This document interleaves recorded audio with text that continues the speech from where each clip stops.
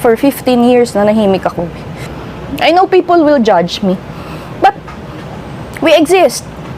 What we had is real. Isang babae ang nagsabing may anak siya kay Francis Magalona. Naghintay ang buong Pilipinas ng reaksyon ni Pia Magalona. Walang interview, walang social media war, walang kahit isang direktang sagot. Sa halip, pinili niyang manahimik, pero ang katahimikang iyon ba ay tanda ng pagtanggap, sakit o lakas? Sa video na ito, balikan natin ang buong buhay ni Pia Magalona at alamin kung bakit hanggang ngayon ay isa pa rin siya sa pinakaginagalang na personalidad sa showbiz. Ipinanganak si Pia Arroyo noong October 1964. Hindi alam ng marami na bago pa man niya makilala si Francis Magalona ay isa na siyang batang single mother. Dalawa na ang kanyang anak noon, sina Una at Nicolo. Sa murang edad ay kinailangan niyang harapin ang responsibilidad ng pagpapalaki ng dalawang bata. Hindi iyon naging madali, lalo na noong panahong iba ang pagtingin ng lipunan sa mga single mother. Ngunit hindi siya nagpatalo sa sitwasyon. Noong 1985, nakilala ni Pia si Francis Magalona sa isang disco party kung saan ipinakilala sila ni Richard Gomez. Agad silang nagkapalagayan ng loob at hindi nagtagal ay nagpakasal sa Hong Kong. Tinanggap ni Francis ang dalawang anak ni Pia na sina Una at Nicolo bilang sarili niyang mga anak at kalaunan ay nagkaroon pa sila ng 6 na anak.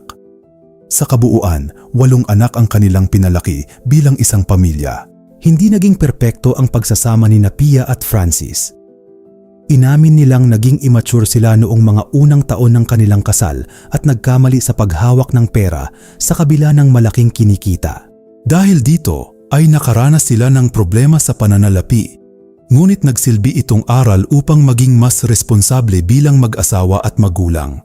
Habang sumisikat si Francis Magalona, si Pia naman ang naging manager at katuwang niya sa bawat mahalagang desisyon sa kanyang career. Magkasama rin nilang itinayo ang Francis M. Clothing Company o FMCC na naging simbolo ng Pinoy Pride. Bagamat dumaan sila sa mga pagsubok bilang mag-asawa, patuloy nilang piniling ayusin ang kanilang relasyon alang-alang sa kanilang pamilya.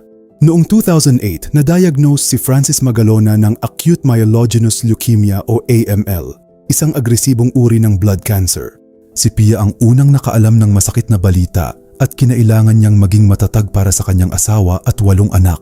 Sa loob ng 7 buwang gamutan, sama-sama nilang hinarap ang laban na tinawag nilang Happy Battle na may pag-asang malalampasan nila ang pagsubok. Habang nakikipaglaban si Francis sa leukemia, si Pia ang naging sandigan ng kanilang pamilya. Noong March 6, 2009, pumanaw si Francis sa edad na 44. Sa kabila ng matinding sakit, pinili ni Pia na maging matatag para sa kanilang mga anak at ipinagpatuloy ang mga naiwan nitong proyekto at legacy. Siya rin ang nagpatuloy sa pagpapatakbo ng Francis M. Clothing Company na nanatiling matatag sa kabila ng iba't ibang hamon. Sa halip ay nagbago sila ng business strategy. Unti-unti nilang binawasan ang mga physical mall branches at mas nag-focus sa online selling at sa kanilang headquarters sa Camias, Quezon City. Dahil dito ay nabawasan ang gastos sa renta at operating expenses habang mas lumawak naman ang kanilang market sa buong Pilipinas.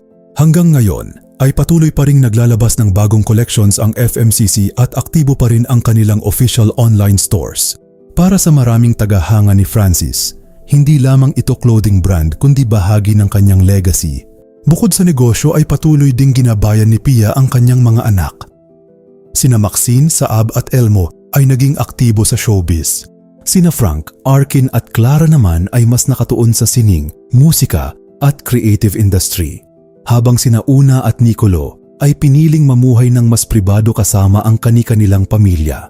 Ngunit kahit gaano katatag ang isang pamilya, hindi rin sila nakaiwas sa mga personal na pagsubok. Isa sa pinakatinutukan ng publiko ay ang naging distansya ni Pia at ng kanyang anak na si Maxine. Sa loob ng halos 4 na taon ay halos hindi sila nag-usap. Kalaunan ay ipinaliwanag ni Maxine na bahagi iyon ng kanyang healing journey matapos siyang ma-diagnose ng Complex Post-Traumatic Stress Disorder o CPTSD. Ayon sa kanya, rekomendasyon ng kanyang psychiatrist ang magkaroon muna sila ng healthy distance upang matulungan siyang makapagproseso ng mga emosyon. Hindi naging madali iyon para kay Pia. Ngunit sa halip na pilitin ang sitwasyon, ay iginalang niya ang pangangailangan ng kanyang anak. Makalipas ang ilang taon ay muli silang nagkaayos. Ngayon ay madalas na silang mag-bonding at pareho nilang sinasabing mas malalim na ang kanilang relasyon kaysa noon. Noong October 2024 ay ipinagdiwang ni Pia ang kanyang ika-60 na kaarawan.